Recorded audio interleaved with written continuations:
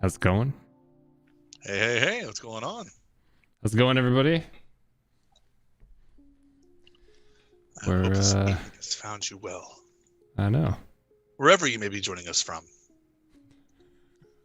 Or morning if you're watching us at another time. Yeah, or if you're in Australia. Or if Asia, you're in Australia. or Hong Kong, or Japan, or Indonesia. Anywhere that's not where we currently are. Yeah. Anywhere not in the Western Hemisphere. How's that? Let's just say. I know. I do have some news. I won't point out who it is. Someone actually asked me about the chair again. And? Well, I was gonna say, because I gave them the chair, the Herman Miller Logitech chair, but when I was starting out as a student, what we used to do is there's these places. I don't know if this is most of the world, but at least in the U.S., probably Canada too. They have these places that basically are the big warehouses, and when businesses go out of business, they buy all their furniture in bulk. Yep. So the Herman Miller chairs are very popular with office workers. Not the in-body one, of course, but the Aerons are very popular. They have one that's called there's 3 Aeron versions. There's an A, B, and C, depending on the size. So they always buy the B one, so it's the middle size one. And it's always with the locked arms. But you can get them for like $300-400 from these big warehouse places. So I advised them to take a look at those, because that's how I got my first one. For markedly cheaper than you can get them new. Obviously, you don't have the warranty or anything, but you know they're like a third of the price. So. I mean, that's a pretty good deal if it's a third of the price. So. Yeah, for me, it's tough because it doesn't work because I'm tall, so I need the larger size or something very adjustable, which these are not. But if you are under 6'2", I think they work quite well, and you can save a lot of money on them. I'm under 6'2". Yeah. I'm technically just under 6 feet, so. No. So yeah, I was going to recommend that to our students because I didn't even think of that before until I started talking to them. Big Globagoo called himself What's out. up, Big Glob? He asked me about it. Oh, that's me. Big Glob's like fully acclaimed the statement. Yeah, but I never thought to mention that before, so I wanted to mention that to the students out there. That's a smart place to save some money and get a good chair. Yeah, and not even just chairs, actually. You can get a lot of office furniture there. They sell desks and everything. You do have to be pretty discerning, so definitely go. Like, what happens is they'll buy like 15 of these chairs at once, right? So maybe 10 of them are in pretty good condition, and then you have a couple that are starting to worse for wear. So, like, find a place that does this, and then just check in with them like every couple weeks when they get new hauls in, and just jump over there really quick, and you can grab the first one. Because it's very much first come, first serve. You kind of wander around, and whatever you pick, you get to take. So, but yeah, it's a great way to get very cheap office furniture. Yeah, that's bookshelves, everything. A great call out. A really good call out. But yeah, but not to take away from going to Herman Miller and see Herman Miller until you sponsor our stream. We will send people. We will send people elsewhere. Yeah. Chair focused stream. Yes. Yes. Well, but to be fair, Jeremy and I really do actually, and all joking aside, we understand that when you sit in a chair for 10 to 20 hours a day, it better matter because it will hurt your body if not. Yep. I know it so does. What else happened this week? I got a new monitor. Oh, is it a 49-inch curved monitor? No, I don't want to hear. I know. I was very tempted. They're so expensive. And I only have a 5-foot desk, and they're 4.5 feet wide. It's the most wonderful time of the year. It's a time for self gift giving. I know. Well, I did give myself a nice one. I got the 32-inch Ergo monitor. Because the other thing too is because when I'm working on art, Deny. I'm sorry. Deny said it's over the scenes. Share graphic spectrums. What's up, Rushback? The chair spectrum, yeah. Because it's only 1440 high, which is great for like long spreadsheets or timelines or something. Yeah. But that is not actually that nice to work on for artwork. For like texturing and stuff, it's not high enough. So that was actually what dissuaded me. Okay. They do have I won't shame you anymore. They do have a 38 inch, which is like 1600, which is a little better. But the 32 inch is 2180 or 2160, whatever. I'm sorry, did I make me laugh? I know. For once, Rushback, it's like I'm on my phone all the time. I was on my phone one time. This is the new narrative. Ryan's always on his phone. We're streaming. It was one time back in high school. Streaming on his phone with his fancy chair. Discussing everything on Chair Game Spectrum. Yep. You know why I'm really good at any game? Because I sit in a Herman Miller chair. Watch this guy over here. Ugh, he's lame because he's not in a Herman Miller chair. I actually started streaming this week again. I actually started. Oh, you did? Yeah. What were you streaming? I streamed some COD and some FIFA this week. Oh, nice. So, yeah, it was on the couch, so I didn't have the camera set up because I was like relaxing on the sectional. But it was a good time. A good time had by all. One person who joined me, which was Denai. Oh, nice. I think I had like 12 unique viewers at like 4 a.m. because the family's all sick. So I was like, "What a stream!" Denai, you up? He's like, "Yeah." Fine. I did start Assassin's Creed. Big love of goo. I got like 2 of the main arcs done, and then started on the 3rd one. It's pretty good. My amazing AMD rep just gave me a copy of the game today, the Ultimate Edition. For what? For Valhalla. Oh, nice. Valhalla, not Valhalla. Valhalla. I'm from the South. Valhalla. That's what I said, straight up. Did you lose in COD? Actually, I'm pretty good in COD. I don't know. Denai, is that fair? Am I pretty good in COD? I've won. They have the Armored Warfare one right now. I've won 2 of those rounds. I consistently hit top 5, but sometimes I have some rounds that are, I guess you can Photoshop that out,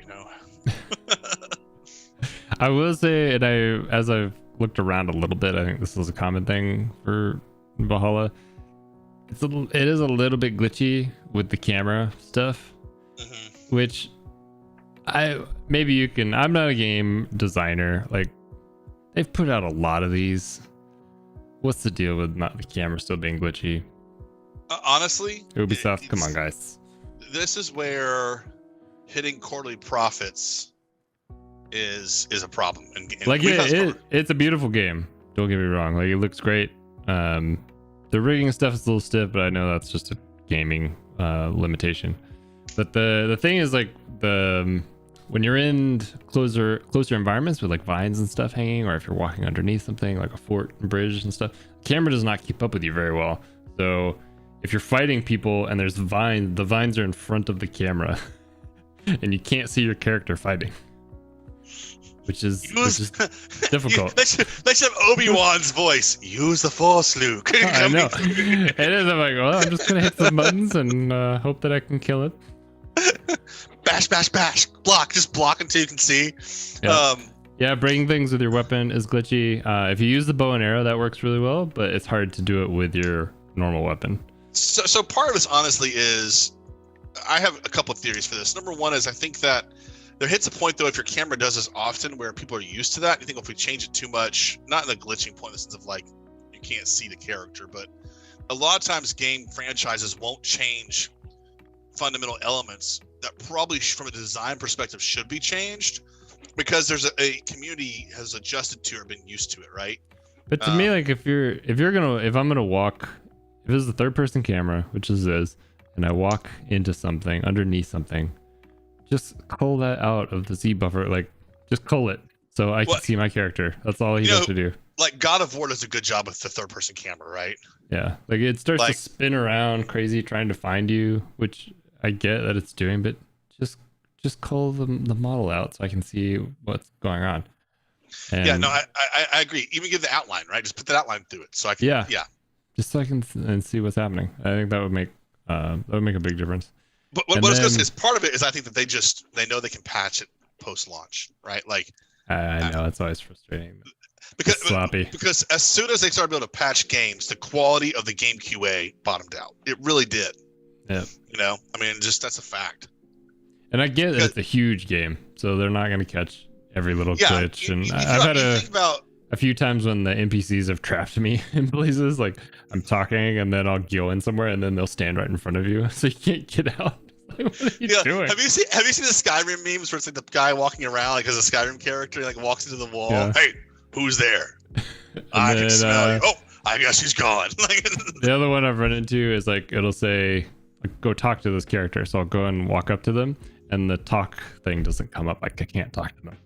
So then that's the next thing I need to do. So I have to actually exit out of the game, come back in, and then it shows. Yeah. So to be fair, from a play QA perspective, there are so many triggers that can make that not happen. So that, they could QA test it crazy and never experience that. Sure. Because the glitch could be caused by another connective dialogue elsewhere, or a choice you made. There's a lot of different reasons for that. No, I mean that one doesn't bother me as much. I totally get that stuff. The camera is actually the big one for me. Yeah, because it happens a lot, and when they try to make these like really beautiful environments, which they do, like you want to explore them, but then fighting in them is a nightmare. So I always just go outside to fight because that's just aggravating to try to navigate. Yeah, I don't know. Big Glob, I don't know if you're experiencing that, but I'm excited to play. I have it sitting here. I guess I can't show you guys. I have it sitting here right now. It says Assassin's Creed Valhalla, Ubisoft Connect completed. Let's play. Like I said, my AMD guy Josh hooked me up today with it, and super pumped. I've had a good week. My Sony rep sent me a bunch of games today. I should just get Ghost of Tsushima, but then Cyberpunk comes out on the 10th, so I'm just like, yeah, and that's the game you're gonna be playing the most of. I know, probably. Yeah, so I got Sackboy, Demon Souls, and Spider-Man Morales, Miles Morales. So, yeah, I just can't find a PS5. I have been desperately looking, and I'm very sad. What is the latest? How to find a PS5. Here's why it's impossible to find a PS5. But that's not helping me at all. That's not what my plan right now is to, because I don't have like tons of time to play for long periods, so I get maybe an hour here and there.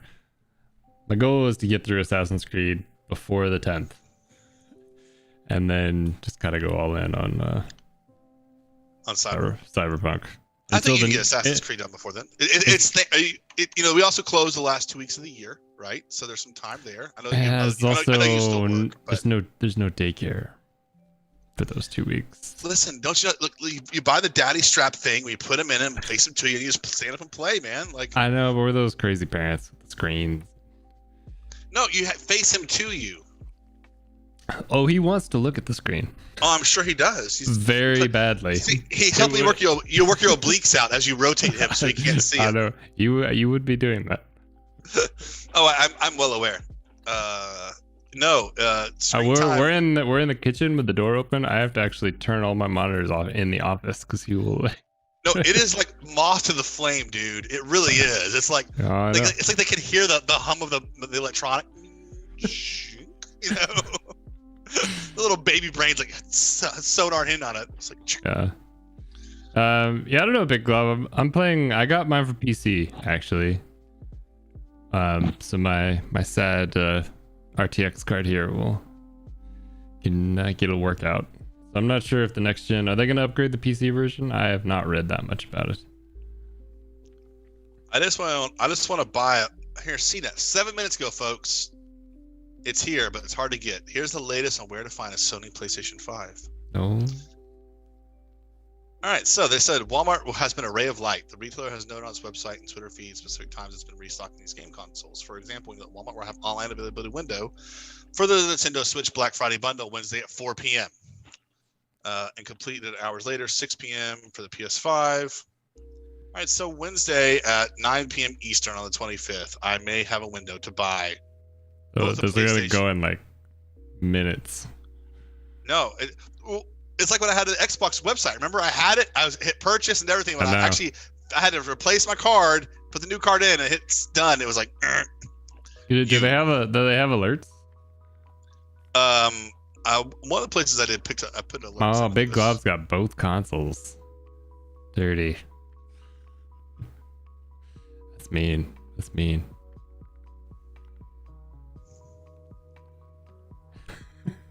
I did get a PS5. I haven't actually looked for an Xbox. I don't feel bad for not having that.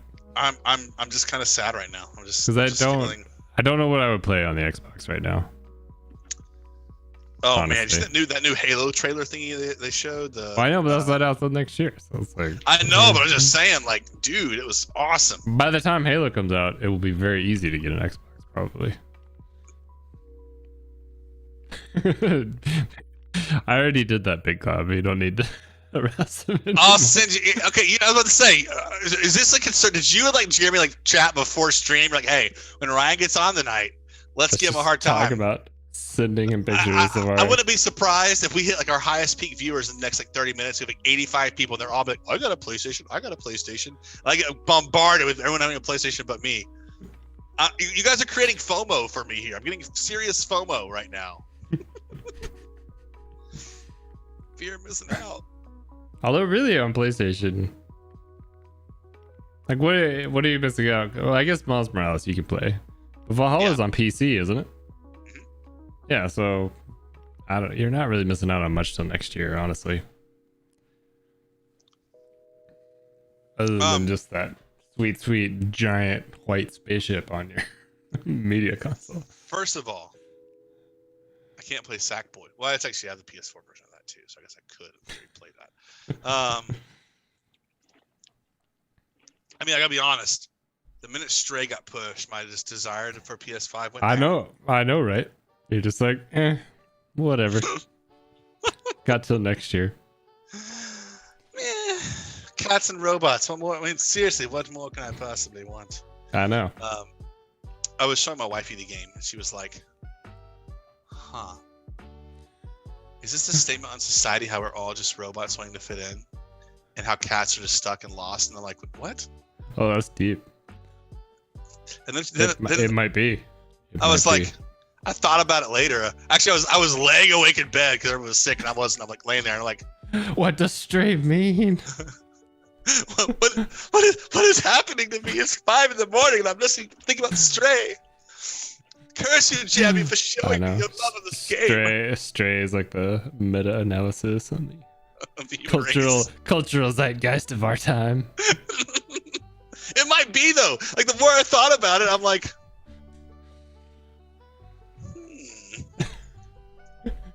This is the deeper meaning of solving mysteries as a cat. Just that statement alone. I'm gonna go back and watch the stream and just clip out that section.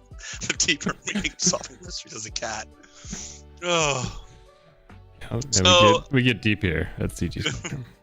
We covered chair health, chairs, and cats. And cat meta of life. Well, not even cats. Cat games, digital cat.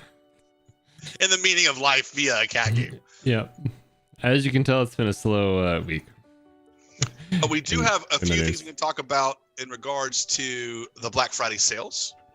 Yes. And so, whoever... No matter what country you're in, I think everyone just does them now. Everything goes on sale. Right? Well, the big thing now is like, it's... why wait for Black Friday? It's Black Friday month. It's like Black Friday deals all month long. And I'm like, that's not really Black Friday at that point. Like, I know. There's been some pretty good ones. Like if you're getting camera gear, if you need camera gear, like now is the time. Usually Marvelous Designer goes on sale. This is like their one-time sale during the year. I think that usually happens on Steam. Be on the lookout for that. They usually do like 50% off if you want Marvelous Designer. Substance sometimes will go on sale during this time. I actually was going to say on Steam specifically, they sometimes have some really good I think a lot of people don't think about getting those products through Steam. Oh, I know. And definitely, guys, check that out, especially on the Steam Winter Sale that they have, which I think is coming up really soon. There's some really good deals to be had. In fact, let's hop over to Steam for a second, and I'm going to look at the Steam store and just see what they have under the category right now. Software. We have game development, photo editing, video production, and animation and modeling. So let's just go over here to animation and modeling. While Ryan's looking that up, if you are interested in Herman Miller chair, design within reach, which I don't know whose reach their design is within, but someone's. They do Herman Miller sales a couple times a year, so that could also be a good time. But they usually go for 15% off. So I don't actually know which countries they're in. It might just be the US, but that's one avenue you can check out. Okay, there are some interesting deals going on right now on the game side. This isn't really what I would consider a high-end gaming engine, but you can actually place games, create products, add your own, and then export accordingly. So Game Guru is currently on sale for $6 instead of $20. If you have kids or young, maybe you don't want to spend a ton of money, but kind of get into a game engine. It's got some drag and drop, plug and play, level design stuff. For $6, it's worth diving into, I think. In the sense of like quality design, we have. Oops, sorry. The app game kit is on sale for $20 instead of $80. That's actually a pretty good for developing mobile games and things. It's actually a pretty good tool set. We also have the app game kit unlimited, which is all their add-ons for $94 instead of $250. So there are, to the point, there are some sales happening right now that are definitely worth looking at. I don't see anything right now what I would consider the high-end offerings that Steam does have available. Let's see here under animation and modeling. I don't really see any of the big stuff. So, but their sale items are coming up. So the point is, this stuff is available on Steam. Some of these products. So definitely go check it out. Keep an eye there if you're looking at trying to get, some good tools. Oh, and it's on sale. Bose also has a really big sale around this time. So they've just come out with the gaming headset. So let's share this. Which is currently on sale for $30 off. So 10% off. Yeah. So if you want a really nice, if you're really going for that professional look, they make good stuff.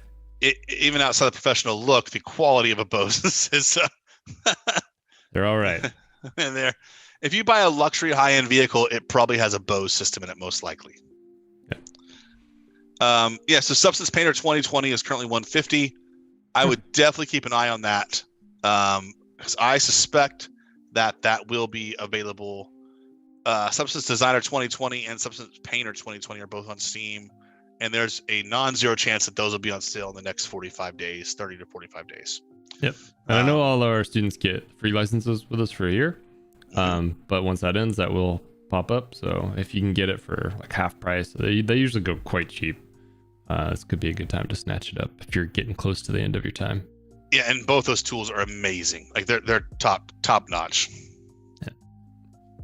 I have a personal vendetta against Substance because I bought the lifetime license upgrade version like 7-8 years ago, and then they changed it. Like they're like, oh no, just kidding. You no longer get those. You have to buy it again. Well, it's because it's Adobe now. Yeah, I know. It is. It's the principle of the item. Yeah. Oh, I know. I did the same thing, and then it's like, oh, now it's $75 a year. Thanks. Yeah. I will say, Pixelogic has stayed true all of this time. So thank you, Pixelogic, for doing that. You could, if you bought the license, I mean, before they went to their, I think you can still buy perpetual, but before they went to their cloud licensing, if you had it, you get upgrades for life. And I've had it since 2003, I want to say. And it's been free upgrades ever since then. That's pretty impressive, actually. I know.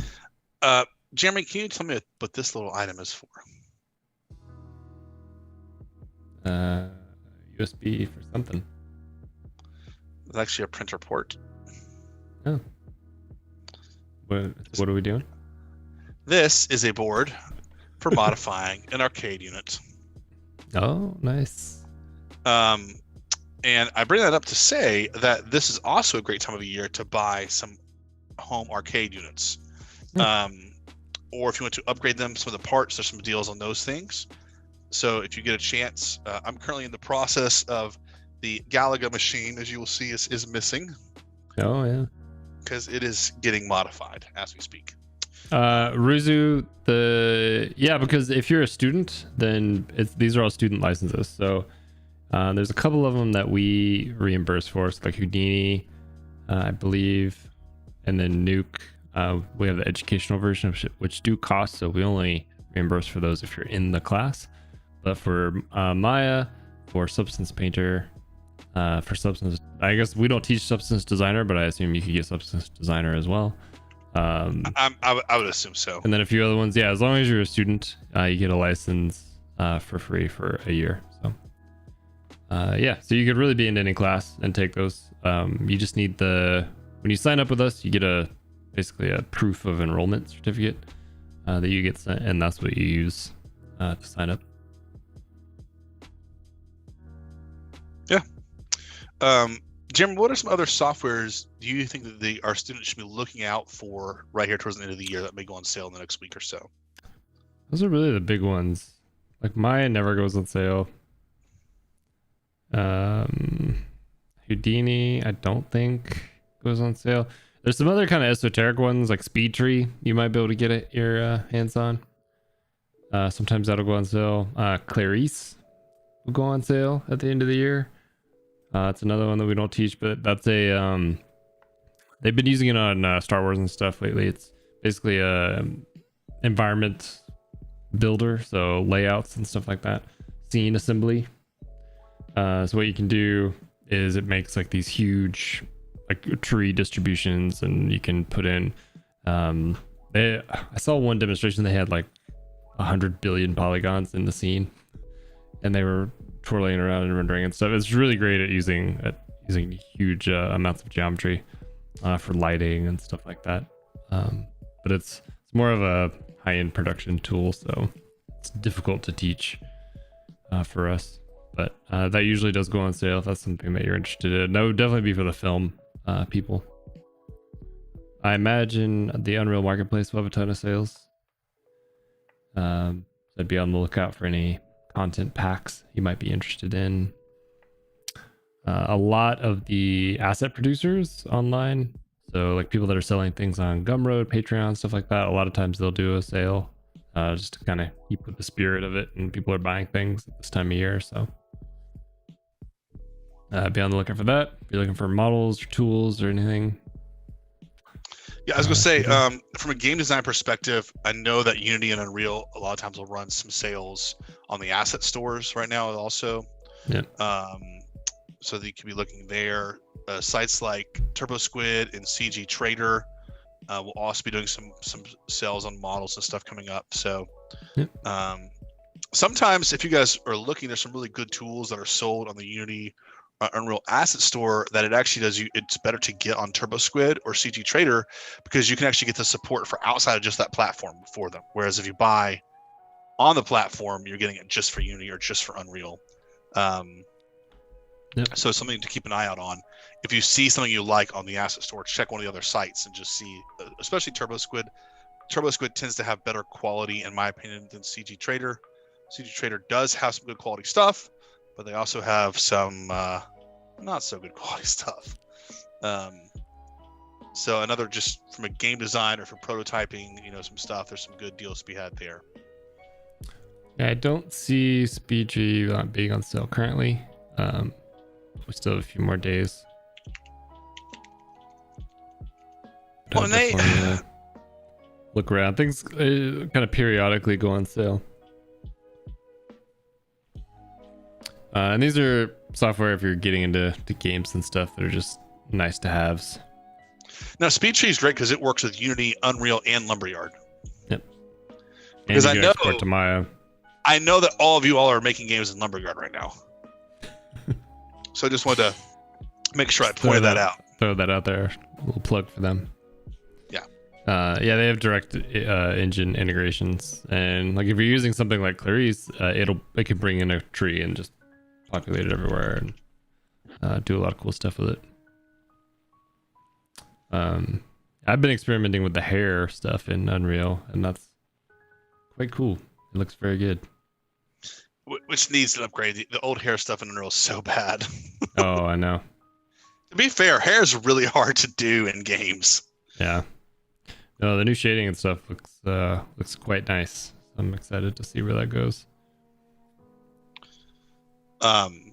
Yeah. So just in the sense of always check around too. You know, I know there's things like Honey. There's some different sites that let you, or some tools for your browsers that will let you compare sites quickly.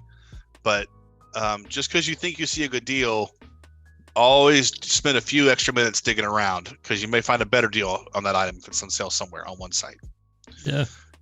Yeah, it's definitely a good time for that sort of thing. So yeah, especially for anybody in game design, I know that usually need a lot of different assets and stuff to put something together. So well, and like even if you're John wanting Skull, to what's do your up? own, hey John Skull, even if you're wanting to actually add your own tools or your own models in, it's great to put placeholders in place, especially if you're prototyping or if you're trying to pitch the product. You could build a whole game on $500 worth of assets, depending on the type of game you have, from some of these sites. Just there's enough deals going on that you can find some steals like that. Yep. So, yeah. On more news, I know that Maxine shared some Blender news with us this week, right? Did she? I thought she did. I did see that Facebook has now become a patron member of Blender. Yep, that's it. Yeah. RNT16, thanks for the follow. Yeah, so I'm guessing it's for their Oculus group. That's what I'm assuming. What else would it be for? There's something happening. I'm just saying. I don't disagree at all. People, I think they may know something we don't. Maybe touch upon those Blender skills. I don't know. No, might be time to start poking around with a new version. I agree. I think that might be some wisdom there. I could be wrong. I know. I don't. But we have nothing to back this up with. What we do have is educated guesses, in the sense of based on people spending lots of money. Yes. Just like when Sony invested into Epic, it wasn't because they were really desperate for a 3% stake in Epic. Yeah. Right. That's about the partnership opportunity. So when Facebook makes a play here, it's not because they are desperate to have a stake in Blender. So because that's what who's that now? It's Ubisoft, Epic, and now Facebook. Yeah, all are patron members of Blender now. Oh, there's another one? I thought there was someone else too, but don't quote me. I can pull it up. I mean, this will be good news, I think, for a lot of our students that are coming into modeling, because we do get asked quite a bit if we are going to be teaching Blender. Well, and to be fair, guys, Blender has in the last 5 years. Oh, really... Unity. Huh. Unity. I was gonna say, I thought someone else was in there. I was sure of that. In August. I remember reading that. So. AMD and Nvidia. That was last year. So they've got some backing. Yep. Intel. In April. Intel. Just saying. Anyway, so. We do get asked this question quite a bit. The reason we don't teach it currently is because, at least at this moment, there's a very few studios that will hire you with Blender skills, because right now everyone's still using Maya. So Whether that's the case in a few years, we'll see. If the rumor mill is accurate, I suspect that change will be the case in a few years. But it is hard. It is not an easy thing to transition. No. Like, so there will be quite a bit of lead up time. So it's not like if Autodesk makes a move, whether they sell it or open source it or shut it down, those studios will still take a couple of years to transition off of it. So yeah, and some may still not. Time to learn Blender. So if you do learn Maya, the skills do translate. Once you get up to speed with any of these software packages, at least for modeling, it's basically a month to transition over fully. So yeah, it's about UI at that point, right? It's the concept, the modeling concepts, animation concepts are the same, right? I mean, like those yeah. Foundationally, It's seeing what their buttons are called, and then just retraining. It's only about a couple of days to actually figure out the UI, but it's retraining your muscles, so getting that muscle memory down for the shortcuts and all that stuff. Will take you about a month once you're proficient. So I wouldn't stress too much about learning one and then having to jump over to the other one, because once you have the basics down, it's all pretty smooth. And when you work at different places, they may all have different stuff anyways. Well, and I honestly suspect part of what's going to happen, this is my prediction, in the next 12 to 18 months, Blender will have a better user interface, I think, deployed, is my prediction. I just think it's going to get... I've heard good things about the new one, the 2.8, I guess around 2.9 now. I actually have not messed around with Blender in probably 24 months, 30 months, somewhere in that range. So yeah, I've heard the new one. I opened it up. I didn't play around with it much, but it does have a significantly nicer interface. And I heard they did a pretty big overhaul with it. So I don't know if anybody on stream is a Blender user.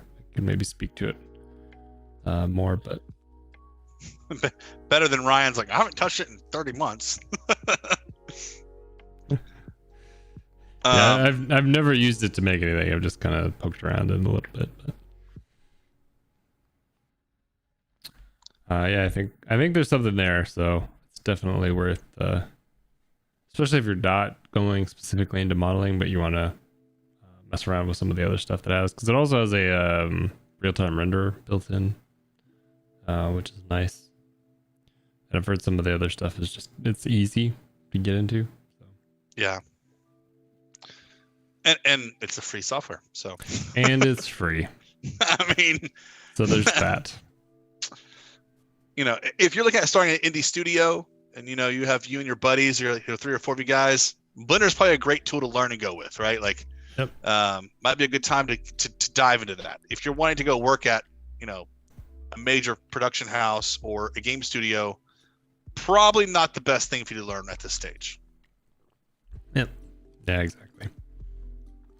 So that's why we're still heavily invested in Maya, just because that's currently still the most used software. So a lot of game studios will use Max, but overall for film and in games too. Well, I was going to say, actually, Max to Maya is probably if we're going from Maya to Blender, 3D Studio Max used to be the tool, right? Like, it was the tool. And I don't know, that probably took 6 or 7 years to actually make that transition, really. Yeah. A lot of places still use it, actually.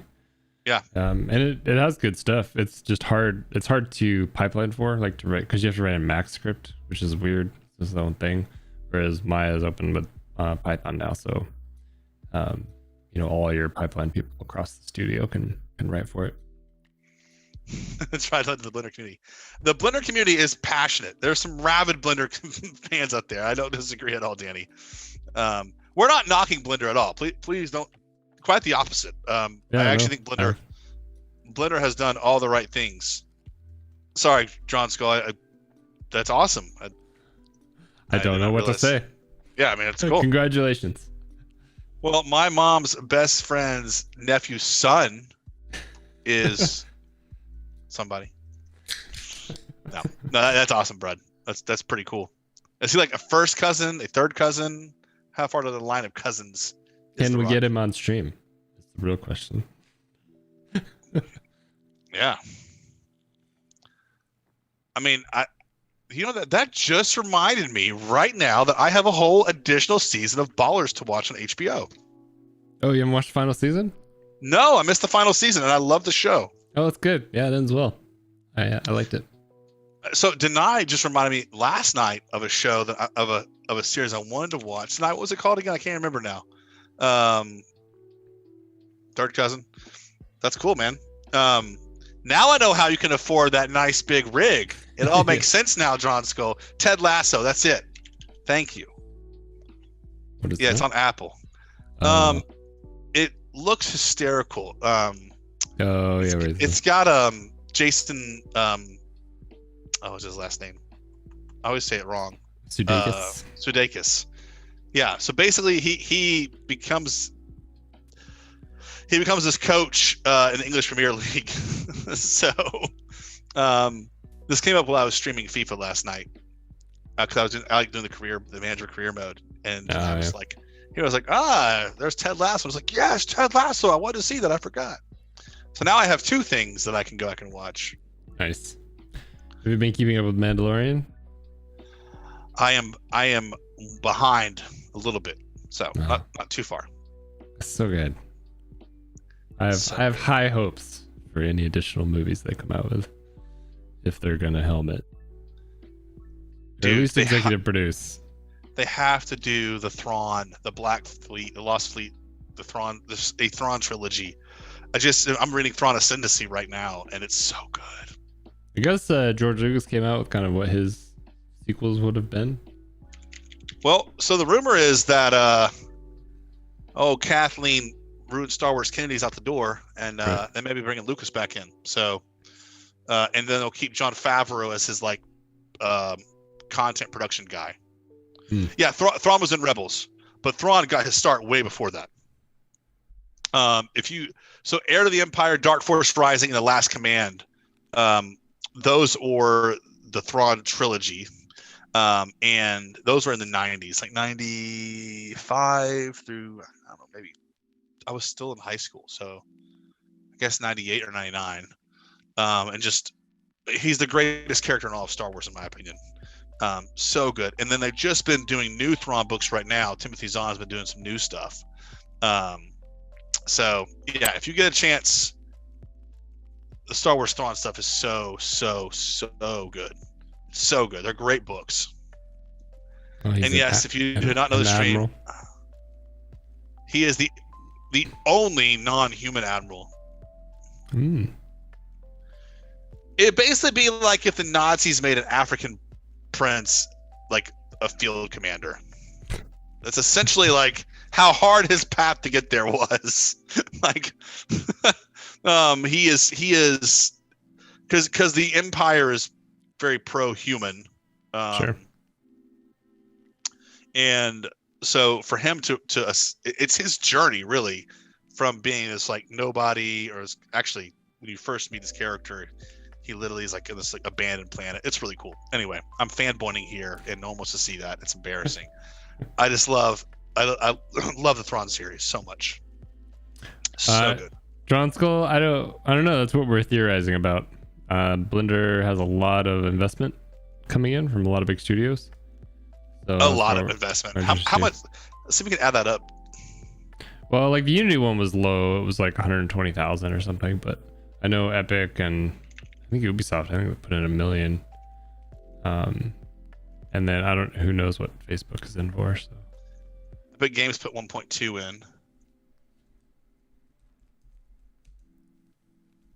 The Blender Development Fund currently has 134,000 monthly contributors. 134,000. Most of that's corporate. Yeah, people. AMD, Epic Mega Grants, Nvidia, Unity, and Facebook are the big core patrons, and then you have the corporate gold is Intel, Microsoft, Tangent Labs, Ubisoft, the CGGE Institute, and Embark. And then you have Google and Steam Workshop. There's just a bunch in here, actually. So yeah, I mean, they're Yeah, they're saying they see it kind of a industry's willingness to move towards an open source model, and a lot of the computer graphics stuff is moving that way. too. So like I know this is kind of esoteric for people, especially for students, but when you're at a big studio, a render queue is a very important thing to have. Basically it organizes all your rendering frames, and it'll restart things and keep all of it organized. So when you're on your own computer doing one render, that's not a big deal. But when you have thousands of renders going and all of them are at different priorities, and you have different frame ranges that are needing to be rendered, you need a big software to manage that. So Sony actually open source theirs now, and they put it as part of the kind of VFX standard system that you can download. I think Google is helping out with that too, and that's all free. So there's a lot of stuff like that moving into that space. And then, with Pixar kind of open sourcing their stuff as well. To your point, Drawn Skull, yes, it's basically an origin story of 007, which is gonna be really cool. Our one of our instructors, Scott Bayless, actually was one of the big guys on one of the early 2000s 007 games for EA.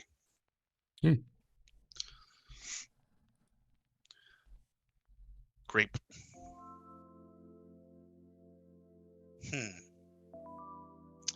That feels like maybe that's a bot. I don't know.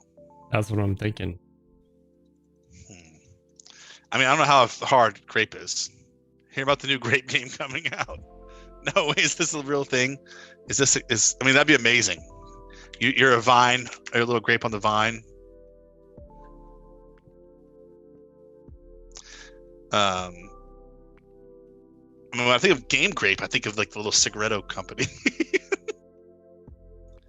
You eat grapes. For the record, your official grapes. If that's a game and you're making that, you will make hundreds of thousands of dollars on Steam. Doing grapes. And if it's not a game, Ryan still has an idea. I have a couple. I have come up with 14 what should be 90-day development concepts that I think are stupid games that people will love. Excellent. For Steam.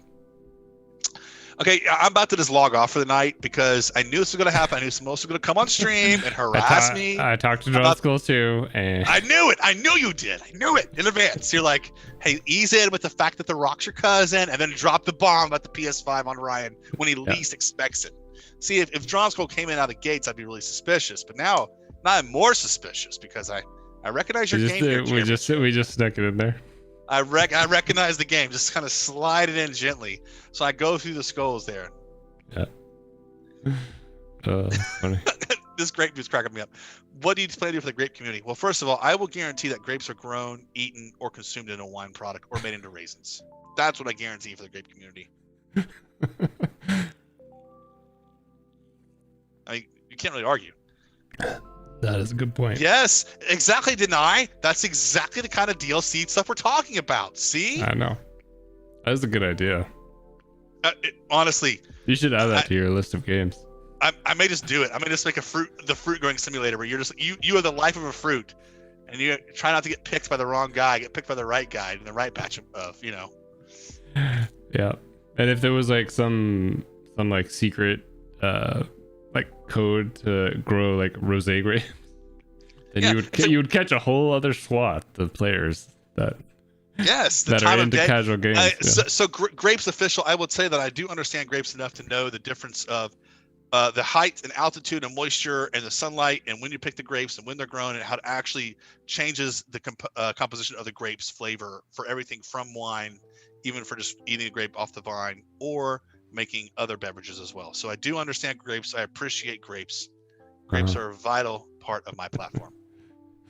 Drawn Skull, what are you playing on PS5?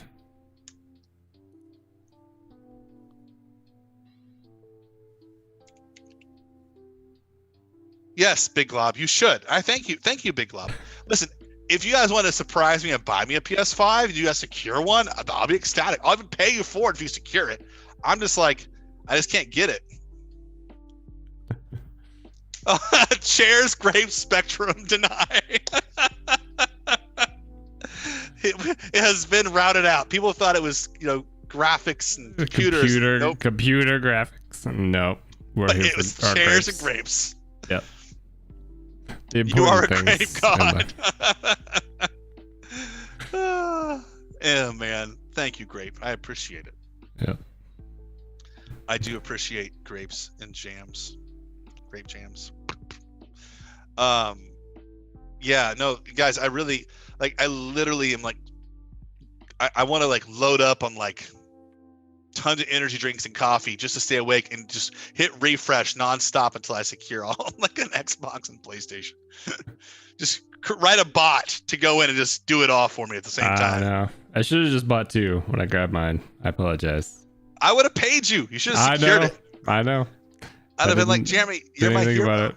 I'm like, because I thought you had your Xbox already.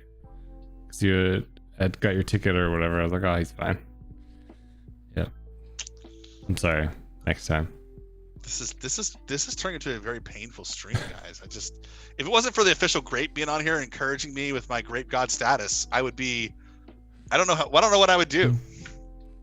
I don't know. All you would have then is like Valhalla on PC, Cyberpunk 2077 on PC, Ghost of Tsushima on PS4, Sackboy on PS4. I mean, what would you do all day? I don't know. Star Wars, you gotta get good enough at it to stream. Yeah, that's true. What's going on with that? Drawn Skull, I'm whispering you something, buddy. Here you go. Enjoy that. That's for PlayStation. You can do it. The grape community is here, all rooting for you. Grape Nice. officials, I have a question. How big is the grape community? Because every grape matters, but I don't know what the actual size of the grape community is. What consists of being in the grape community? Well, first of all, it's supporting grapes. That's the Right. first step. Do you enjoy grapes? Like I enjoy jams. There's a lot of different ways you can enjoy grapes. I'm waiting to hear. Drought School, why are you not too hyped about Cyberpunk? To be honest, I have not been looking at too much of it because I feel like you can watch half the game online already. So I'm just waiting to play it. So you're talking about being a grape? I think he means. I feel like that statement like makes you feel like the grapes are like a special alien race here on the planet. They're coming to take over. Hey, at Perpetuate least they grape consider me culture. a grape god, so I mean, hey, if it's gonna happen, I appreciate Yeah. that part at least. Are we both gonna play Cyberpunk one day? Probably not live. At least I'm not that great at video games, so nobody wants to watch me play one. Oh, how so? Everything they've shown looks pretty good. I know I guess early copies have started making it out into the wild though, so I don't know what the reviews are. I don't have an issue with the So to be very clear, graphics to me are an important component, but it's really about the for me, how enjoyable is the gameplay of the game and the story. The graphics to me are like are like the icing. They just kind of push over the top. Well, because for me, it would take such a huge leap in graphics to make a big difference in that space. To blow me away, right? Like, I mean, I literally was talking with some friends. So there's a board game called Betrayal, and we have Betrayal Legacy, which is like you play, over a period of time, but we were talking about Skyrim and just how they're also replay Skyrim over the holidays, and it's like this game is 10 years old almost, or 9 years old, and it's a blast. Like, it's still fun, and even if you boot up the old graphics, it's still fun. And so graphics, like this ray tracing stuff has kind of taken that first leap where, like, from a lighting perspective, you're like, okay, I can see, like, this is a big jump. Like, there's some big jumps here. But in the sense of like actual models and characters and they're just a nice slow steady increase. There has not been a game, and I will say that separate from CG, because CG films and CG movies, they can do, because of the rendering, they can do so much more than a game can do. But in a gaming perspective, there's not been a game that I'm like, oh, just like my mind is blown when I see the graphics. Right. Well, the big thing, I think, at least the leap, and maybe Unreal 5 will address some of this, it's just the simulation stuff. Like, that's where the big leap is. So, like, I'm playing Valhalla, right? The character looks great when he's standing there.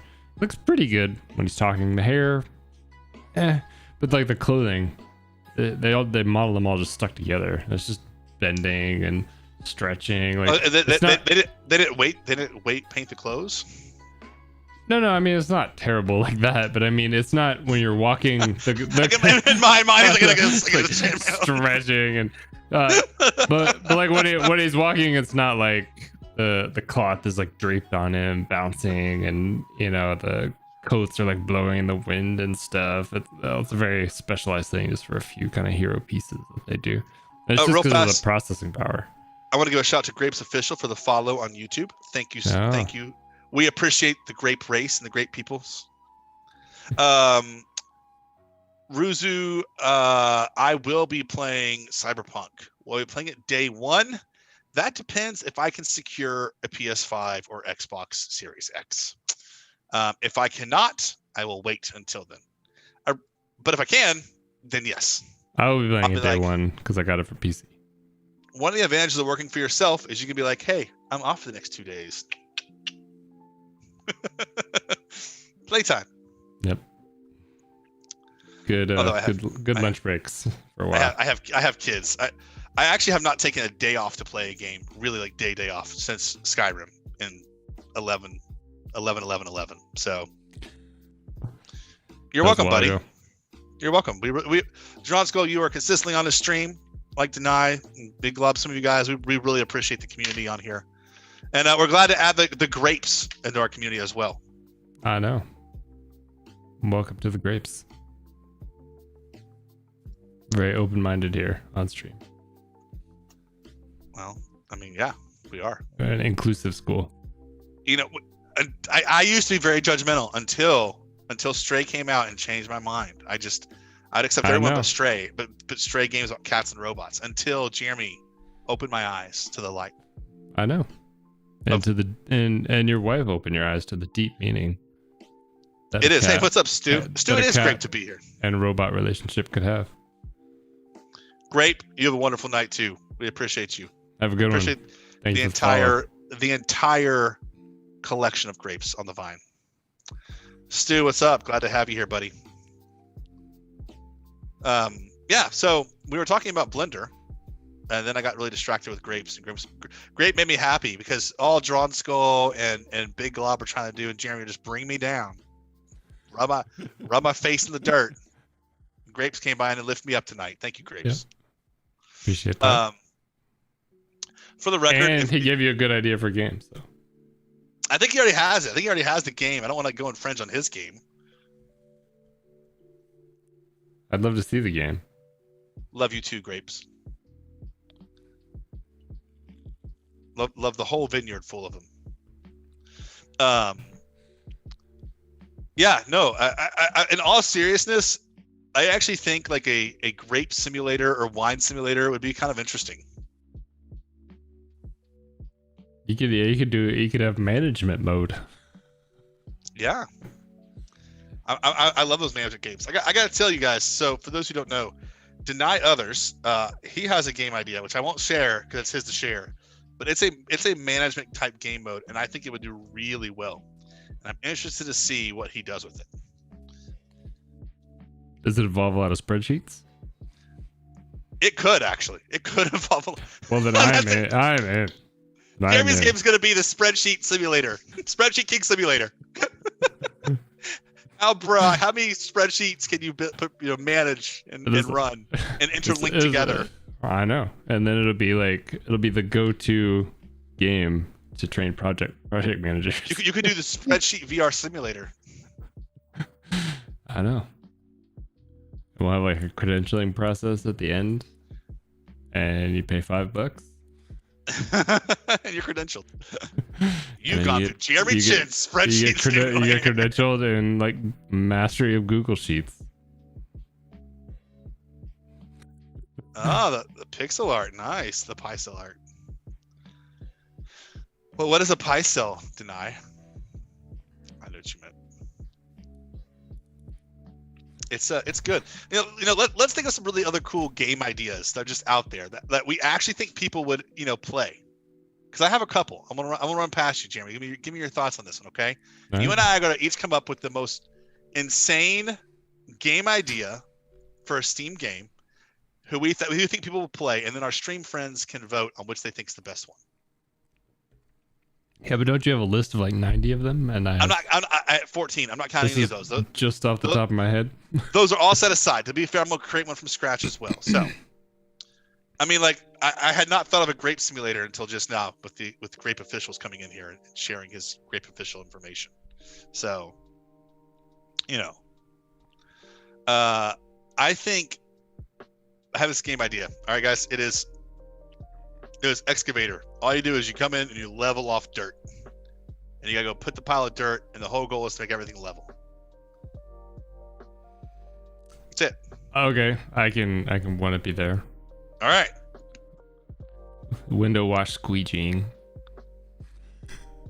All right. See, I'm liking this. This is going somewhere good. That's a mobile game waiting to happen. That is what we like to call. You know, you sit there on the John and just play your white game. Actually, even another one in the same vein, hedge trimming. Ooh, you could even like do creative stuff and like get combinations, right? I know, I know. And the reason I say that, there's this, I think it's a landscaping service or something. Basically, they do TikToks of them hedge trimming, and they have millions of views. People watching. I think there is a fascination. But this isn't art. They're not doing art. This is just like doing straight walls. But it's just the fact that it's like this messy hedge and it becomes perfectly flat. It's like a Zen thing. My buddy Wade on his TikTok, he made a TikTok of just cutting with a box cut opener vinyl, or like a vinyl roll, and just the sound it makes, and it had like thousands and thousands and thousands of likes. You know, just people love those kind of like straight lined elements. I know. Yo, Denai has a really good point. Your game has to be vetted more than mine. What is this, like traffic light, or skyscraper scaffolding kind? Skyscraper scaffolding, yeah. Okay, and then do I have to create additional models so that you can see into the building? You know? No, I'm just thinking mobile game, not something that complicated. Okay, something such KISS, right? Keep it simple, stupid. Yeah. So my other idea is a horror game where you play as a unicorn and you're being hunted. Okay, so full disclosure, literally came up with something like that. You actually have a good. That's amazing. Because I did just come up with that on the spot. Well, but the unicorn wasn't it, but it was like rare creatures where you have to escape evil humans hunting you. No, see, that's a good idea. Yeah, I like that. You could also be a great white buffalo. I think that'd be good. Better go live in the snow. You could be the pink river dolphin. Yeah. Yeah, people like horses, whatever. Play as unicorn, and you're like sneaking around. Listen, everybody's coming after you, and you can fight back because you can stab them. Whoa, man! Unicorn murder. We're talking happy. No, happy tree friends. It's self-defense. Is it Happy Forest Friends? Is that the name of that one? Is that right? Self-defense. I know it would be Deny. I think it would be. You'd have to get the perfect squeegee because otherwise you leave streaks on the window. This is like the perfect OCD addicts game. Do you remember Happy Tree Friends? This feels like Happy Tree Friends a little bit. I don't. Well, don't look it up on stream. You can look it up afterwards. It's an animated series of cute little animals that have awful things happen. That's true. You could have different amounts of dirt and like maybe it streaks differently. There's like different types of water. Oh, like, you could upgrade to get better like sprays, to clean things off. And like a bigger squeegee thing. And you start off with like a little one. You can get bigger ones. I know. That's what your in-game store is. Upgrade your squeegee.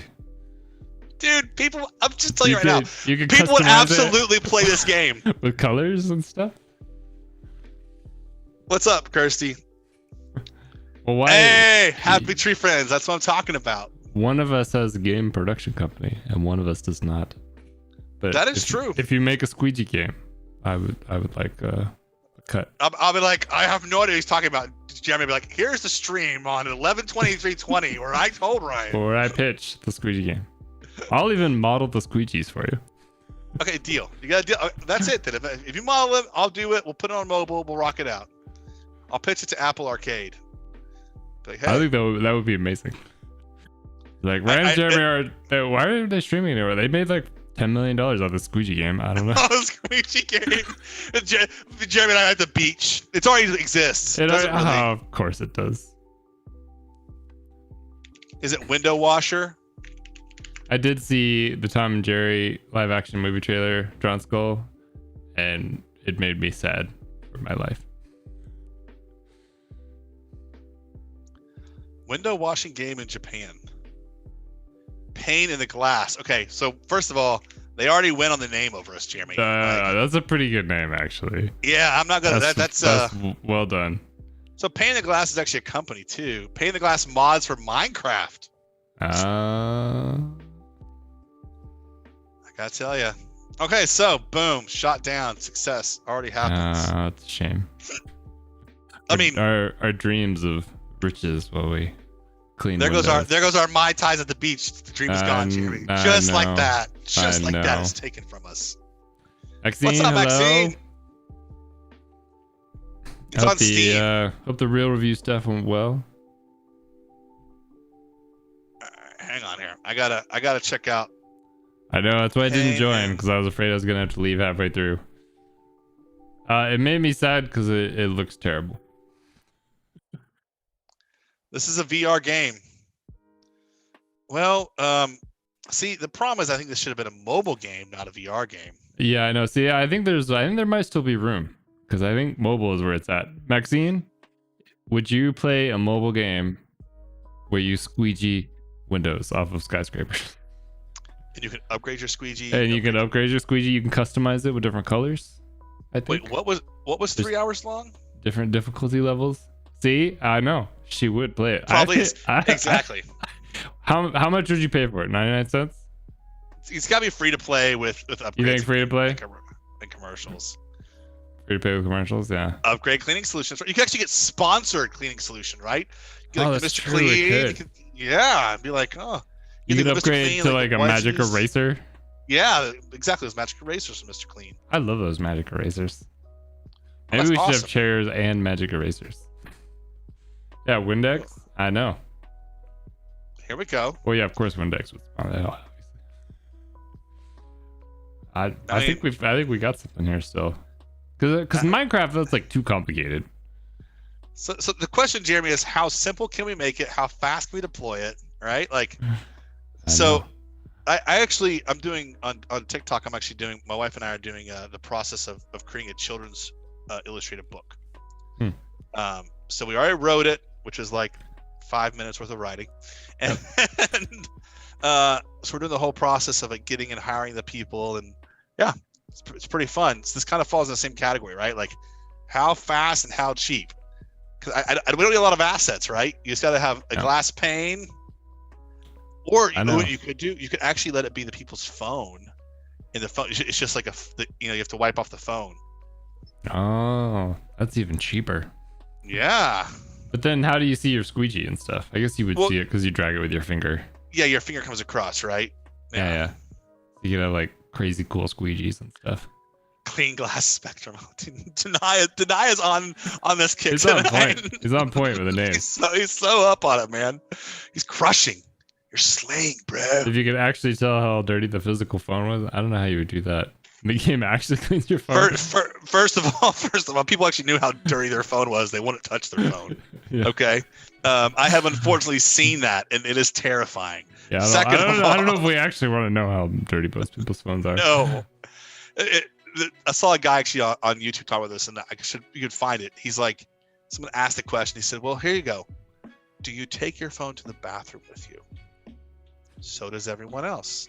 Do you?" He's with this like long litany of like gross things that you do throughout the day. He's like, "Have you ever picked your nose? Do you blow your nose?" Like, it's like all that gets put on your phone together. Dadgummit, Jeremy, I just saw the PS5 box above your head just now. Oh, did I? Oh, I did change my angle a little bit. That's a good shot of it there. So I need Maxine here to make me happy too, not to rub in, because she doesn't have a PS5 either. Maxine, you don't have a PS5, do you? Don't tell me you have a PS5. That would be you guys go chip in and buy her a PS5 just so I still don't have one, and she can say she has one too. Yeah. Just spoil the phone. Nice. Yep. That solves everything. Oh, yeah, I have no doubt the bathroom was by far the worst. Yeah, I know.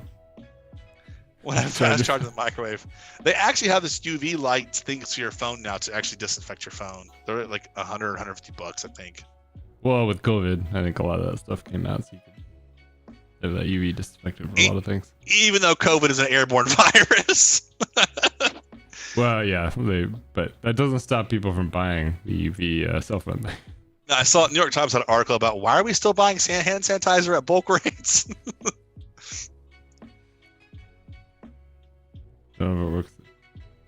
I have no idea. I think someone just sells a bunch of lights in the thing, but suckers. A bunch of blue lights in the case. Yeah, that's UV. Yeah, that's fine. You're good.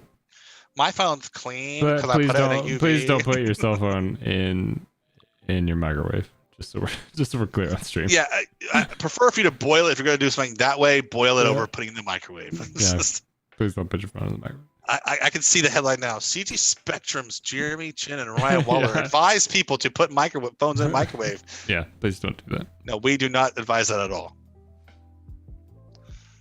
We may not be the smartest guys in the world, but even we know that that's a bad idea. Oh my goodness. This has turned into a very fascinating, fun stream this evening. How would you feel if Microsoft made a Halo and Doom crossover now that Bethesda is on Xbox? I would despise that. As a fan of both the franchises, yeah, they're very different worlds. You're bastardizing. Yeah, you're just. That almost just feels like a cash grab at that point, even if they do it really well, because they're just such different components. Now, if we're going to run it down this rabbit hole for a second, you could make it that the gods of the Arbiter is the Doom demons. I guess there's an out there, but it turns into a CW show. We have to cast a bunch of gorgeous mid-20-year-olds to play with their teens. Yep. Saving the world as teenagers. I could barely finish a math test, but hey, I can save the world. Yeah. Overly complex dialogue. Somehow they're all like literature experts, even though they're using obscure references from from the 70s and 80s. Like, sure, you knew that. By the way, Rogabo, hey buddy, I didn't say hi to you, but thanks for stopping in. Yeah, good old CW. I don't know if I'll watch the CW anymore because my show is over. My only CW show has ended. I know. You now have to become an adult. Wait, time out. Hang on. You mean this entire time it's been the CW that has anchored me to my childhood and not being an adult? Pretty much, yep. Man. Now it's over.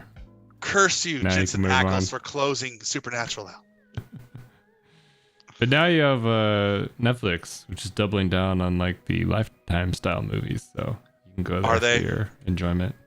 Have you seen some of those Christmas movies they have coming out? It is amazing. Well, okay, so I actually this is the God's honest truth. We just signed up tonight for the Hallmark Channel on our YouTube TV account. I like those cheesy Hallmark movies. You're one of those people. My wife and I, we snuggle, eat, drink ashamed. hot cocoa. I'm ashamed. I do like hot cocoa. Everything about me, that is what you're ashamed about. Pretty much. I'm ashamed that that's the thing you're ashamed about.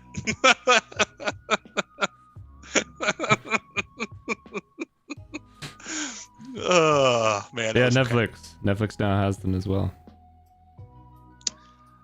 I do like they double down. Like the Hallmark Channel, they do what, 27 or so, I think, Christmas movies every year. Something crazy. what's crazy is it probably cost them like $50,000. I mean, I'm being facetious. I know one of the producers that worked on a bunch of them. They filmed them in like 20 days. Like it's not. Yeah, that's correct. It's literally like I think it's like under 3 million each. I think it's very low. It's like around $1 million a pop, right? Yeah. I mean, you think about the turnout of that, and like how many people today, like me, $5.99 for the edition on YouTube TV. I guarantee you, every married man who has a YouTube account that got pushed out to his wife saw that's like, honey, just for Christmas, it's $6. And there's like, oh, well, it's $5. Again, my wife doesn't talk like that at all, but that's always my voice for her. You know, there's like your budget cost just there for the year, you know? Yeah, that's true. The Great Pretender has a new season coming out on Wednesday. I'm very excited for that. Have you watched it yet? I have not. It yet. It's so good. You got to do that. You got whole Thanksgiving. You can't see anybody because of COVID. Great Pretender. Oh yeah. So even though I've had it before, I had it in the spring. So I have to quarantine for 24 days after the last case, and my daughter just got it this past week. So now I have to quarantine for 24 days. Yeah. And now people are traveling like crazy. We've got 200,000 cases a day here. But let's rephrase that. 200,000 confirmed cases a day. Yeah, confirmed cases per day. Yeah. And 30 to 40% of people are asymptomatic walking around. So, you know, take that for what that's worth. Yeah. The Great Pretender, is that on Amazon or is it on Netflix? Right? Netflix, yeah. That's the Japanese one, right? Yep. All right, I'm adding it to my list, Jeremy. It's fantastic. If Maxine's still in here, she needs to watch it too. Actually, Jingle Jangle supposedly is pretty good. I have not watched it yet, but I heard good things. Wait, are you seeing my screen? Because that's what popped up, and Jingle Jangle was like, boom, as soon as I pulled up you started saying it. Oh, yeah. Jingle Jangle is it just showed up here. So back to your point of the doubling down on the Christmas movies. Yep. I will say I found a really cool show called Grand Designs on Netflix, which is people building these houses and taking over houses, like the whole process. And I've only watched the first episode, like an hour long, but this family moves from New Zealand and they spend all their money, and he ends up having to build a house on this hill because none of the builders there will do it. It was fascinating. So if you like those kind of like reality shows, it's a good one. I'm being recommended The Blood of Zeus is in my list here. Yeah, it's all right. In the Promised Land. Haven't seen that. Oh, yes. Our anime mentor worked on that. Yeah. All right. The Great Pretender. It is not pulling up for me. This dude looks like I'm gonna like the. Oh wow. This kind of feels like the art style reminds me of Parasite a little bit. The drawing is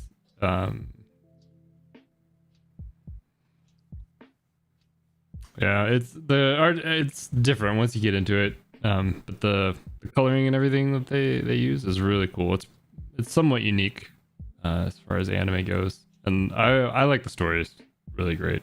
I think the writing is well done, and the story is complicated. And characters evolve. It's really a really solid one. So I tried to start the One Punch Man. Couldn't get into it. No. What about Clanad? I haven't watched that. I think that's just a romance one. Now I have the Black Butler in here as well. Is that one you recommended to me? It was not, but I've seen it. I'm not sure you would like that one, honestly. That's actually that drawing behind me, right there, is for Black Butler. you just had a weatherman moment there. Where is it? This way? No, this way. This way. Behind the knife head statue on the bookshelf. All right. I feel like you think I have a lot more time on my hands than I do, Jeremy. Just one anime. I'm just recommending one. Yeah, well, again, that's a lot to do, and I still have to finish up 7 Deadly Sins season 3.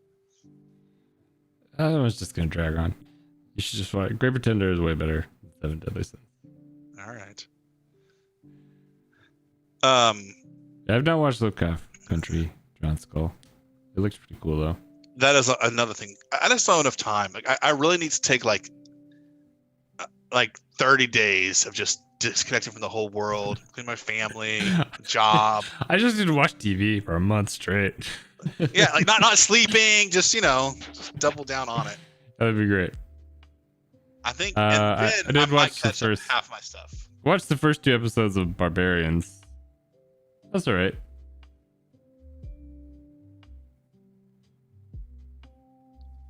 I like that.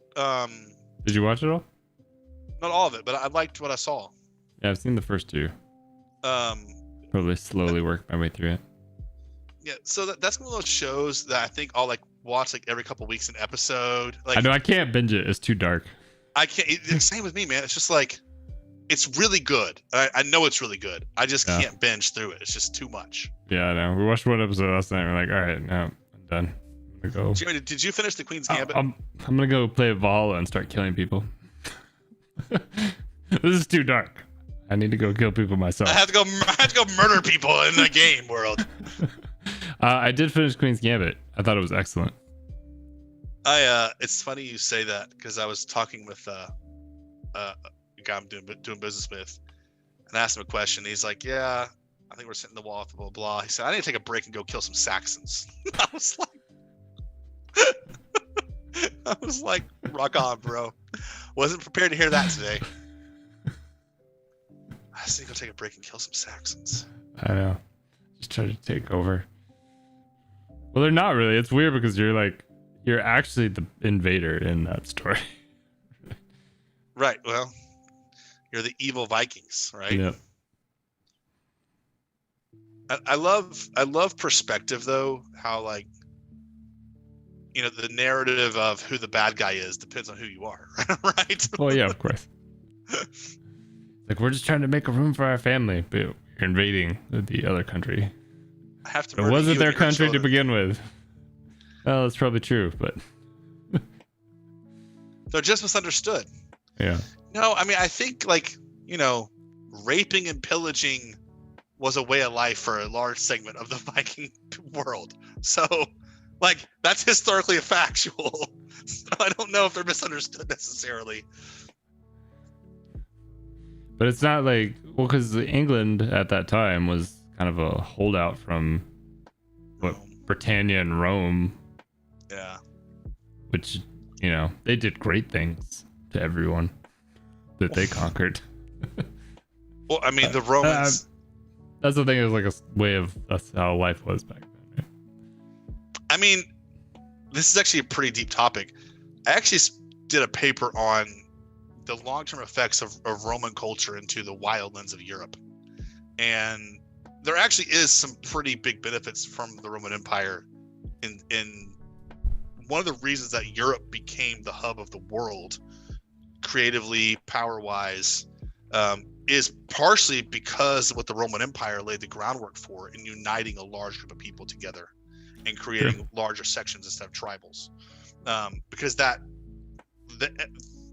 effect of that lasted for centuries afterwards, right? So you started having more kingdoms. Before Rome, there wasn't really kingdoms; it was tribes. Right. So there's some interesting stuff there about the long-term effects, but there's also no denying some of the short-term effects that the Roman Empire had to do. So, yeah, I've always been fascinated by Rome. Change is difficult. Sometimes you just have to kill a lot of people. Sometimes it requires mass murder and breeding out of a group of people. Yeah. Small things. Just small things, Yeah, no joke. But Rome is a fascinating study, just on so many elements of it. I've always enjoyed good things about Rome. Actually, on a random side note, I know this is kind of a random stream tonight. Let me pull this up here.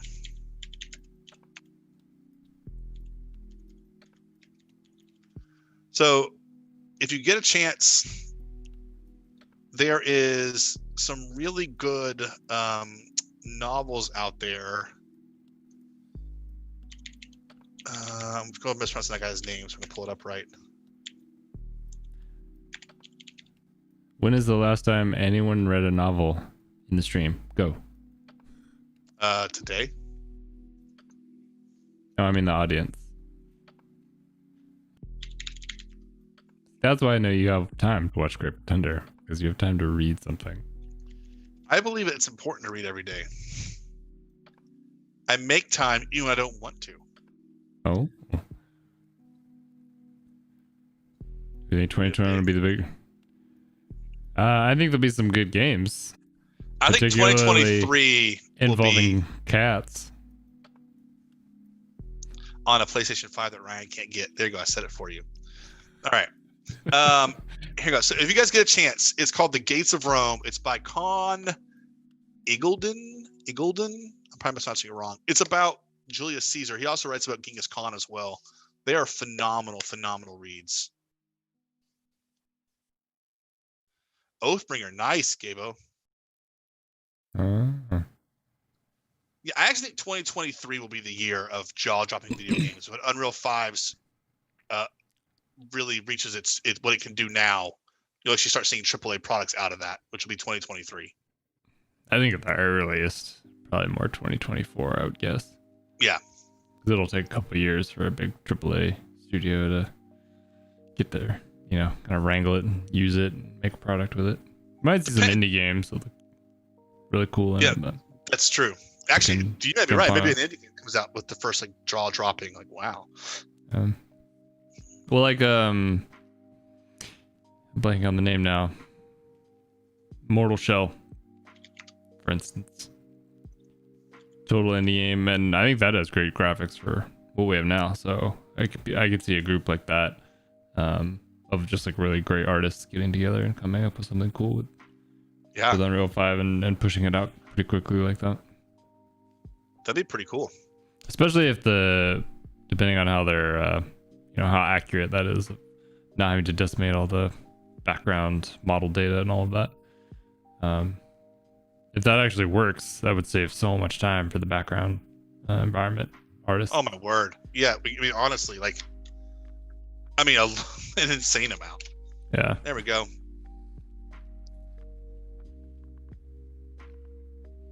It's 5 books in the series. Do yourself a favor. Enjoy it. You're welcome. The Rift War Saga. Yeah. I don't know when the last time I read like a storybook. It's been a very long time. It's funny you said storybook. My daughter's been watching a series on Netflix called Superbook, which I think came out like, I don't know, 8 or 9 years ago. And it's like a Christian. Those like are super Bible. high quality. It actually is. That's the thing about it. I was like, because I'm not trying to. This is not anything religion. I'm just talking about production quality.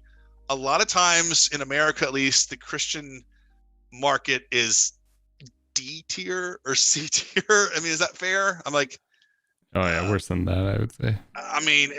And so she's like, Dad, look at this. She's like, it's about the Bible. I'm like, oh yay! And she's like, look, and I'm like, oh wow, it's actually good. Wow, this is.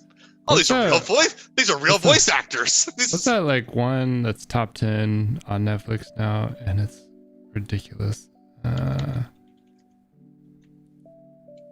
It's a kids show. Okay, so that doesn't narrow it down really helpfully. There's a show on Netflix. It's top 10. It's got the stuff. It's in 3D. Blanking on the name. I'm just trying to look real quick, but we don't have to search for this. It'll be oh, here we go. Let's see. Oh, it got bumped. No longer top 10. What was it though? Warrior Nun? No. I'm sorry, I couldn't help it. Yeah, I can't remember the name of it. It's just one of those little kid shows. Okay. But it's been consistently in the top 10 for like weeks and weeks and weeks. I can't even find the right genre on here. I have an issue with Netflix's some of their way to search for. Is it under children and family? I have no idea. It just popped up in the top 10 in the US. It was in there for a long time. Is it like little kid? Yeah, real little kid. So. Is it like Christmas themed? What was it? No, it's just these little characters like singing songs. I haven't actually watched it, but I was just very surprised. Was it the Russian one? Some Eva and something. No, it's fine. We don't have to take everyone's stream time looking for that. Well, did you see the trailer for Alien Worlds? I have not yet. Here, I'm posting. Pull this up. I've heard good things about that though. Oh my goodness. This stream feels like ADD tonight. We're jumping around a little bit. Yeah. That's all right though. It's been a fun stream. A slow news day. News of the day. Ryan still doesn't have an Xbox. This is the one of like, yes, I have seen this. It's like they're theorizing about but a lot of this is special effects, right?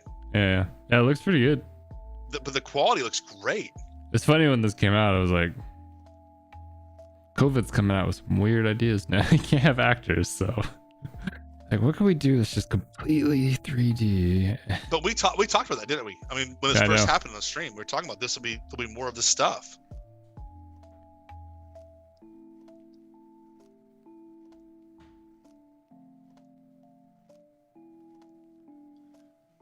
Yeah, it's interesting. I'll probably watch it. So, did I tell you about the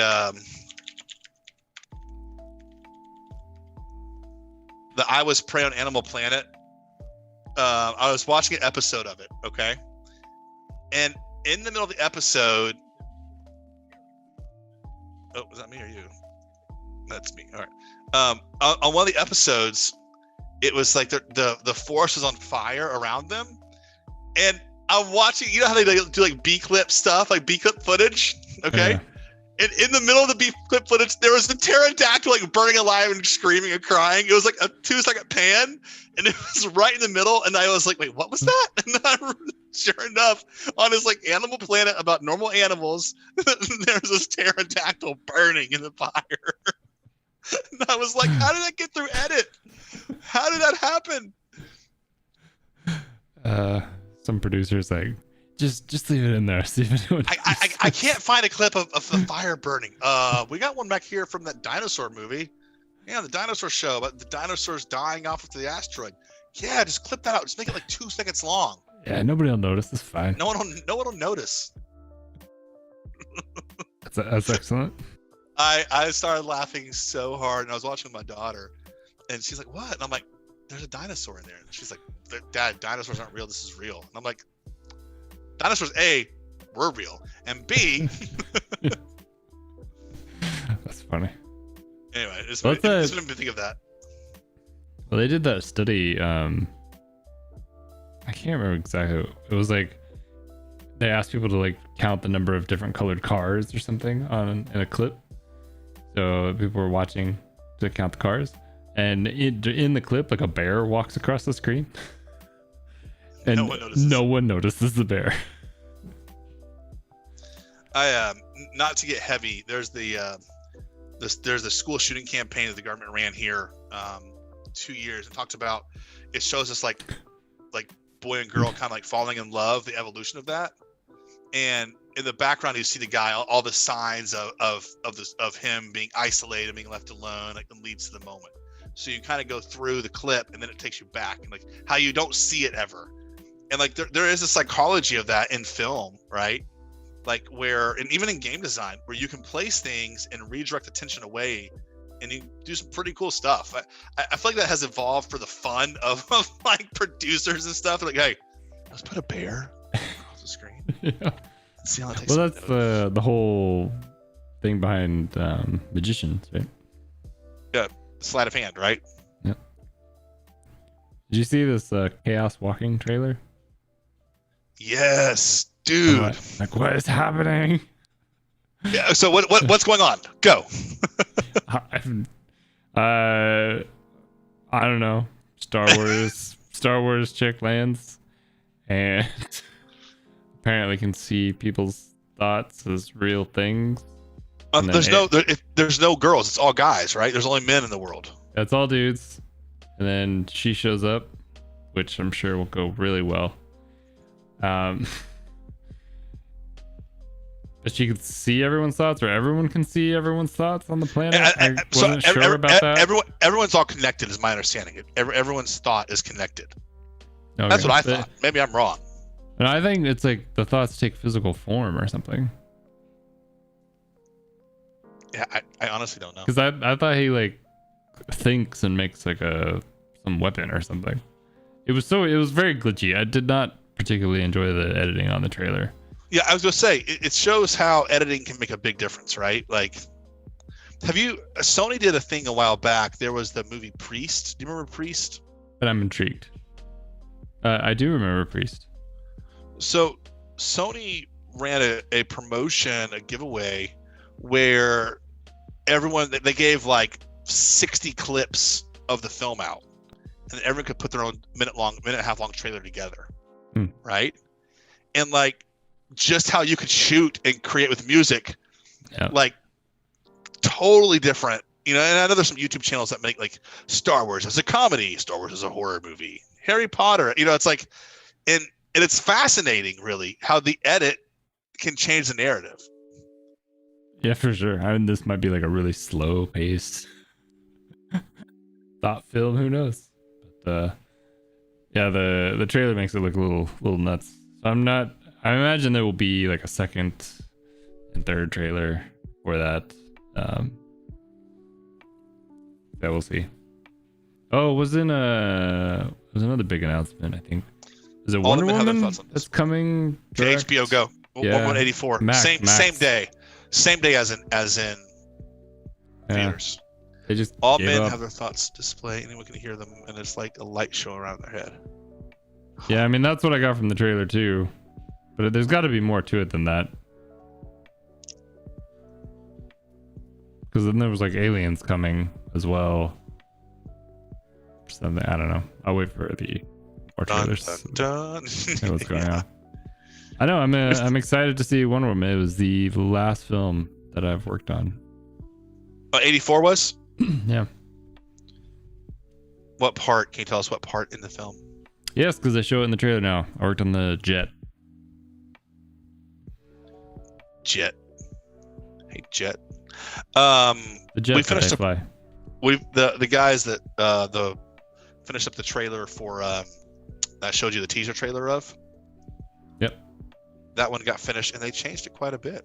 Oh, so, nice. You know what the game's about now? Of course, it's a teaser trailer. No, you're not supposed to know what it's about. You're supposed to be like, "What the heck was that?"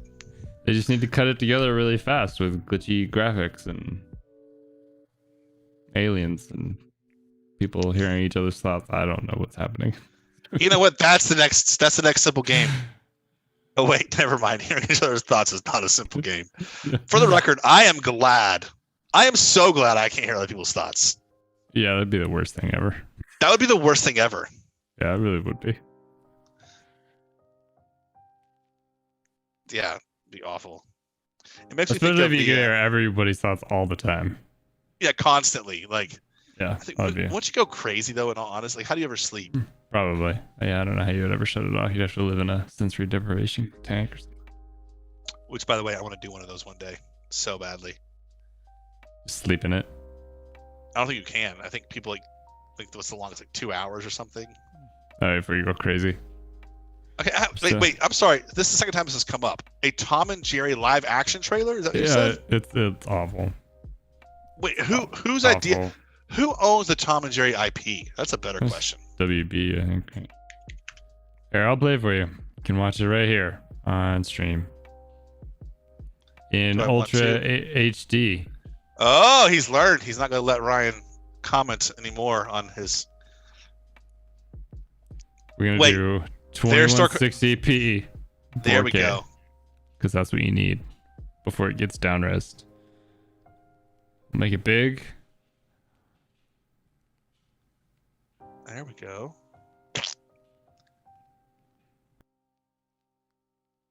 Yeah. This already looks bad. I know it's awful.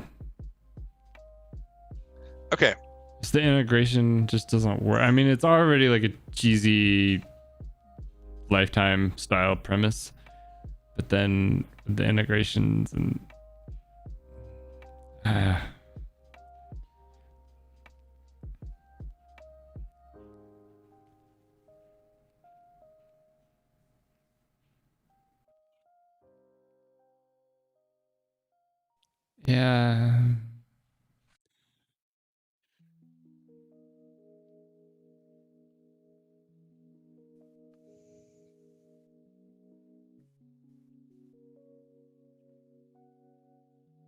The premise doesn't make any sense. If you were trying to get rid of mouse, why would you bring in a cat? That's what poison is for. Or mousetraps. Like it'd be a 5-minute movie. It would make.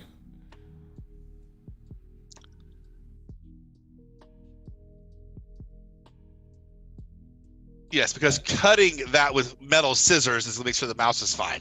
Right. This looks. It just looks just awful.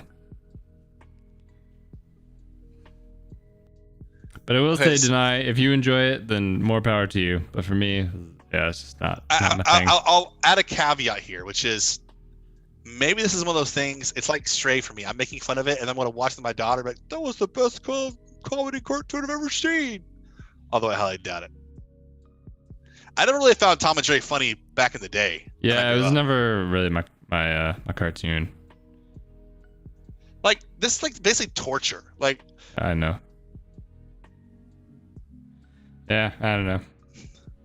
The mouse is evil. It's like a sadistic relationship that they have. Yes. What is this teaching children? It's kind of like Roadrunner and kids Coyote. Nowadays. Yeah, it's the same thing. I've never liked those that kind of element. They're just there to hurt each other. I actually heard the new Scooby movie was decent. So what I will say is the new Sonic movie was awesome. I haven't seen either, so I can't speak to this. We actually bought it. We liked it so much. Wow. And then we saw Abominable, which was really good. Oh, I haven't watched that one yet either. Yeah.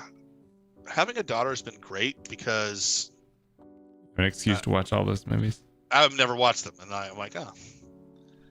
And I'm so the one we had a bunch of our mentors worked on, Love and Monsters, which came out. I haven't watched it yet because it's still $20 to rent, but it has 91% or something. I haven't heard of this. Love and Monsters. Yeah.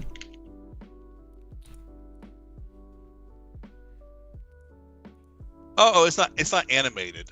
Got you. No. No. Okay, I was thinking like cartoon. Yeah. Yeah, there you go.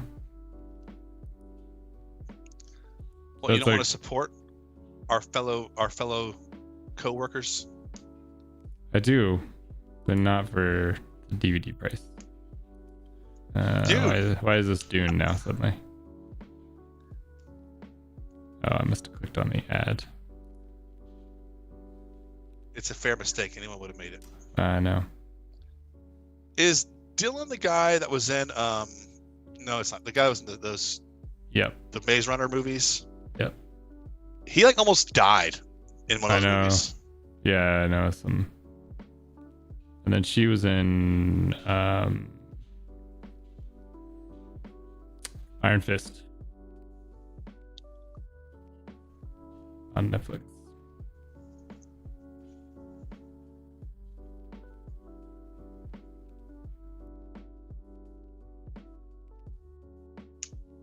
So like monsters come up in the world and everybody's hiding out. This feels good. Okay, the Hotel Transylvania stuff's pretty good. I actually like those two, as dumb as they are. So anyway, it's an adventure movie. Goes out with his friends. He's trying to get to the other safe haven base thing. Where's girls at? Is that Hugh Jackman? No. Oh, it's the guy from Walking Dead. Yeah.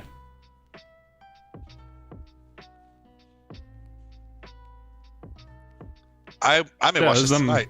I know. This is on my list. Should I go stream video game playing right now, or should I go watch this instead? I'd probably go watch this. It looks really good. Yeah. How did I really miss good reviews. And a bunch of our compositing mentors worked on it. I think they did it at Allura in Melbourne.